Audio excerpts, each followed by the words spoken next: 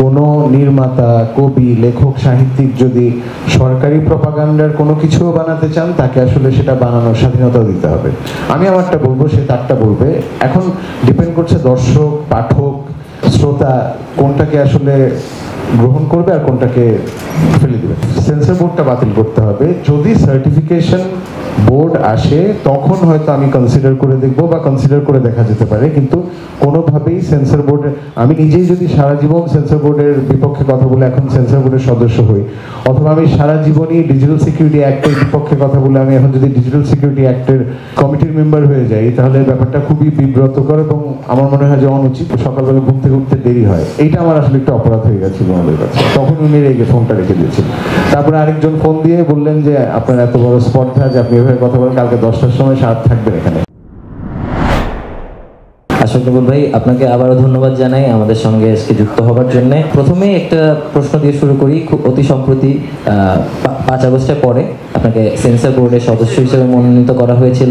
আপনি মনোনয়ন ফিরিয়ে দিয়েছেন এবং সরকারের সঙ্গে আপনি খুব সম্ভবত একটি ফেসবুক পোস্টের মাধ্যমে আপনি আপনার পজিশনটা ব্যাখ্যা করেছিলেন, সেটা আমাদের সাথে যদি শেয়ার করেন। সবাইকে ধন্যবাদ যারা এখানে আজকে আপনাদের শুক্রবারের বিকেলটা মাটি করে আমাদের কথা শুনতে আসছেন, আপনাদেরকে ধন্যবাদ। এবং আপনি যে প্রশ্নটা করলেন যে 5ই আগস্ট পরবর্তী সরকার যখন সেন্সর বোর্ড পুনর্গঠন করলো, তো আমি সেটা কেন রিফিউজ করলাম, ওটার পেছনে কারণটা হচ্ছে প্রথমত ওনারা আমার কনসেন্ট নেন নাই। মানে ওনারা আমাকে ফোন করে জানতে চান নাই যে আসলে আমি কি আদৌ সেন্সর বোর্ডের সদস্য হতে চাই কিনা। আমি সবসময় আর্ট ফর্মে যে কোনো ধরনের সেন্সরশিপের বিরুদ্ধে আমি সবসময় বলে আসছি, এবং সেটা আমি এখনো বিশ্বাস করি যে কোনো নির্মাতা, কবি, লেখক, সাহিত্যিক যদি সরকারি প্রপাগান্ডার কোনো কিছুও বানাতে চান, তাকে আসলে সেটা বানানোর স্বাধীনতা দিতে হবে। আমি আমারটা বলবো, সে তারটা বলবে। এখন ডিপেন্ড করছে দর্শক, পাঠক, শ্রোতা কোনটাকে আসলে গ্রহণ করবে আর কোনটাকে ফেলে দেবে। তো আমি সবসময় বলে আসছি যে আমি সেন্সর বোর্ডের বাতিলের পক্ষে।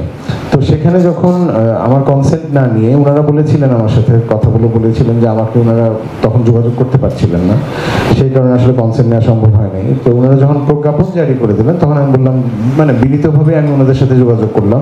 আমার ফেসবুক পোস্ট দিতে একটু দেরি হয়েছে, কারণ আমি ইমিডিয়েটলি ফেসবুকে যেতে চাই নাই, আগে ওনাদের সাথে কথা না বলে। আমি ওনাদেরকে আসলে বিব্রতকর অবস্থায় ফেলতেও চাই নাই।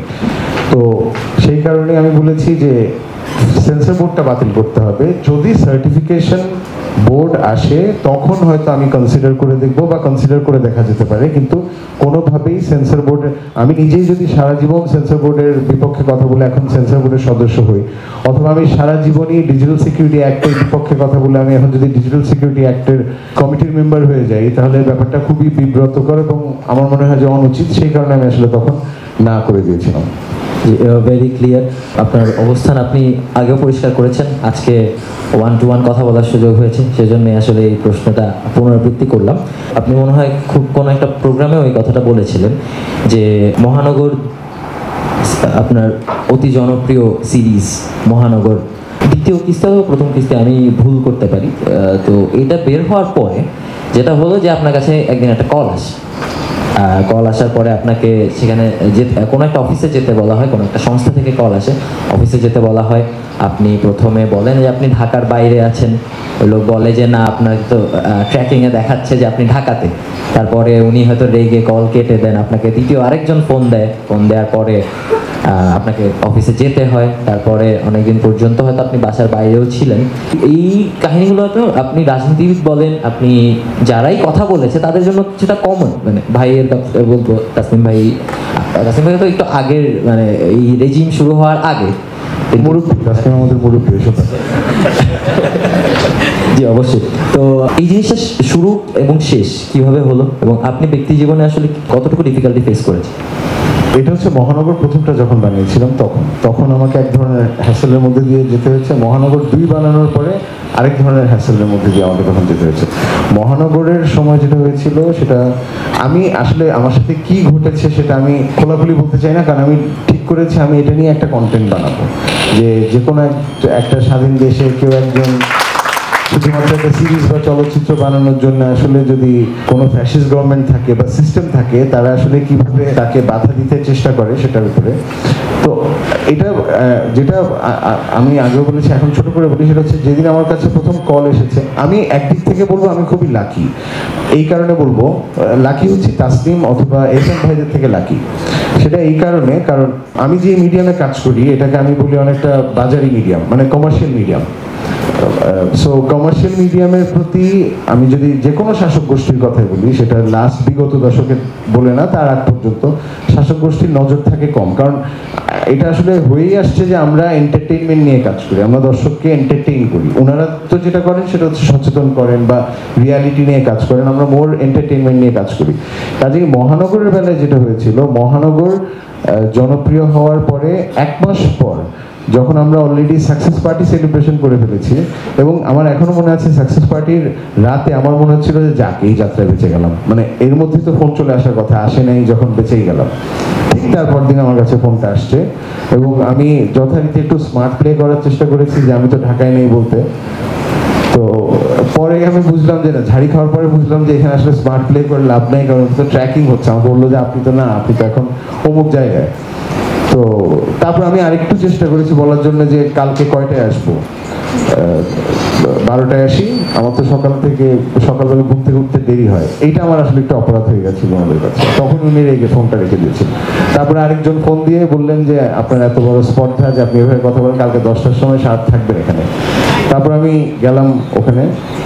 এই পুরো সময়টার মধ্যে সত্যি কথা আমি খুব একটা যে ভয় পেয়েছি তা না, আমার কেন জানি মনে হচ্ছিল যে এটা আমি কোন একটা কারণে আমি বিশ্বাস করি যে আমার মনে হচ্ছিল আমার কিছু হবে না, মানে আমার কিছু হবে না বলতে যে আমার একদম এখনই কিন্তু হয়েছিল। আমাকে আসলে পালিয়ে থাকতে হয়েছে, আমাকে ব্যাপক দৌড়ঝাঁপ করতে হয়েছে, যোগাযোগ মেনটেন করতে হয়েছে অনেকের সাথে যে আমি এখান থেকে কীভাবে বাঁচবো।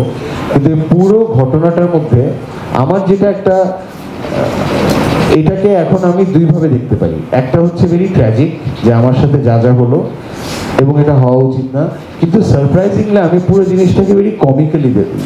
তখন থেকে আমি খুব কমিক্যালি দেখছিলাম। আমাকে যখন কেউ জিজ্ঞাসাবাদ করছিল, ওনারা যে 5 জন বসে ওনারা জিজ্ঞাসাবাদ করছিলেন, আমার কাছে পুরো ব্যাপারটা তখন খুব ফানি লাগছিল, যদি আমার আশেপাশের মানুষদের কাছে লাগছিল না। আমার স্ত্রী এলিটা তখন অসম্ভব প্যানিক করছিল যে কি হবে, কিভাবে হবে, কিভাবে সম্ভব। ইনফ্যাক্ট সে তখন ইউএসএ গেল একটা পড়াশোনার জন্যই ইউএসএ গেল।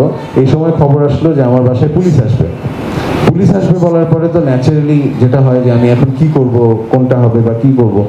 আমার তখন মনে হচ্ছিল যে পুলিশ এসে আমাকে নিয়ে যাবে, ওইটার চেয়ে আমার বেশি টেনশন হয়ে গেছিল তখন যে তার 2-3 দিন আগে আমার বাসায় বন্ধুরা আসছিল, একটা ছোটখাটো পার্টি হয়েছে। সো ওই পার্টির জন্য কিছু জিনিসপত্র বাসায় ছিল, এগুলো আমি কি করব। আমার টেনশন ছিল এটা। হ্যাঁ, এগুলো যদি আমি ফেলে দিই তাহলে খুব মানে ফেলেও দিতে ইচ্ছা করছে না আমার। কিন্তু তখন একবারও মনে হচ্ছিল না যে না আমাকে এখন নিয়েও যেতে পারে, কি করতে পারে। সো আমার ওই ভয়টা তখন আসলে খুব বেশি যে কাজ করছিল তা না, কিন্তু হ্যাঁ ব্যাপারটা ভয়ঙ্কর। আমার গ্রামের বাড়িতেও পুলিশ গেছে, গ্রামের বাড়ি থেকে আমার ওসি ফোন দিয়েছে। কিন্তু যেটা হয় যে ওনারা যখন আমার সাথে ফোন বা আমি যদি বলি আমার আর্টিস্টদের বাসায়, মানে একটা তো আমার বাসায় যাচ্ছে, আমার আর্টিস্ট যারা প্লে করেছেন মোশাররফ করিম থেকে শুরু করে এদের প্রত্যেকের বাসায় 1-3-4 বার করে পুলিশ গেছে, জিজ্ঞেস করেছে, বারবার জানতে চেয়েছে একটাই কথা, সেটা হচ্ছে আমি কোন রাজনৈতিক দল করি, আমি ছাত্র থাকাকালে কোনো রাজনৈতিক দল করতাম কিনা। সো আমার কাছে পুরো ব্যাপারটাই এতই কমিক্যাল, আমার মনে হয় যে আমি এটা নিয়ে একটা ডার্ক কমেডি একটা সিরিজ বা হয়তো সিনেমা সামনে বানাতে পারবো যে আসলে বাংলাদেশে কি হচ্ছে না হচ্ছে। আমরা অপেক্ষা করবো এর জন্য। আমার সবসময় যেটা ভয় লেগে আসছে বা যেটা নিয়ে আমি সবচেয়ে বেশি, স্টেট যেই ধরনের সেন্সরশিপ দিতে চায় সেটা নিয়ে আমি আসলে অত বেশি ওয়ারিড না, কারণ স্টেট সবসময় দিতে চাইবেই। গত 15 বছরে যা দিয়েছে সামনে আরো অন্য ফর্মে হয়তো দিবে, এভাবে দিবে না।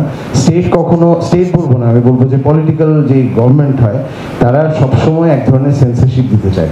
কিন্তু প্রবলেমটা হচ্ছে কি যে আপনি 20 কোটি 30 কোটি 40 কোটি লোকের উপরে একসাথে তো এটা একটা করতে পারবেন না, একসাথে সেন্সর করা যায় না। সো স্টেট যেটা করে সেটা হচ্ছে গুটি কয়েকজনকে চুজ করে তাদের উপর উপরে সেন্সরশিপ দেয়, এরপরে যেটা হয় কি বাকিরা যারা আমরা নিজেরা সেলফ সেন্সরশিপটা আরোপ করে ফেলি।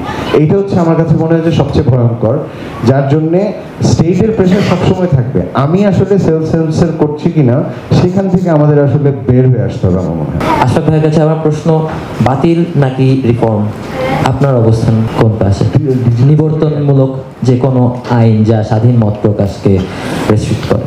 আমার মনে হয় না, আমি এটা বিশ্বাস করে আসলে বাতিল করা উচিত। কারণ আমি রিফর্মের কথা যদি বলি তাহলে আমি কার জন্য রিফর্ম করব, কারা রিফর্ম করবে, কতটুকু রিফর্মড হবে, আমাদের ওই আন্ডারস্ট্যান্ডিং বা ওই শিক্ষাতেও একটু আমাদের আরেকটু ম্যাচিওরড হতে হবে। আমার মনে হয় যে যে কোনো আইন, এখন একটা কথা বলি কি, যে কোনো ধরনের আইন, সেটা ডিজিটাল সিকিউরিটি অ্যাক্ট বলি, সেটা নিবর্তনমূলক আইন যেগুলোকে আমরা বলছি, যেগুলো তৈরি করা হয়েছিল সেগুলোর উদ্দেশ্য ছিল একরকম। যেমন আমরা সবসময়, আমি আমার পার্সোনাল জায়গা থেকে, আমি মহানগর বানানোর পরে যেটা হয়েছে যে সাডেনলি আমরা শুনতে পেলাম এবং আমরা দেখলামও যে সরকার ওটিটি নীতিমালা তৈরি করতে যাচ্ছে, যেন ওটিটিকে নিয়ন্ত্রণ করা যায়। এটা মহানগরের পরে এবং সেটা ঘোষণা দিয়ে তারা করতে যাচ্ছিল।